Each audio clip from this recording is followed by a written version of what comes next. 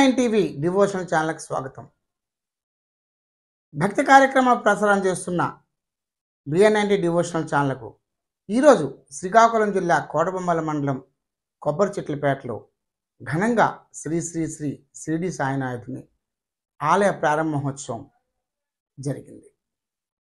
ఈ కార్యక్రమంలో గ్రామస్తులు, యువకులు, పెద్ద ఎత్తున స్థానికులు పాల్గొని ఈ ప్రారంభ మహోత్సవాన్ని ఘనంగా నిర్వహించారు. ఈ కార్యక్రమంలో ప్రత్యేక ఆకర్షణగా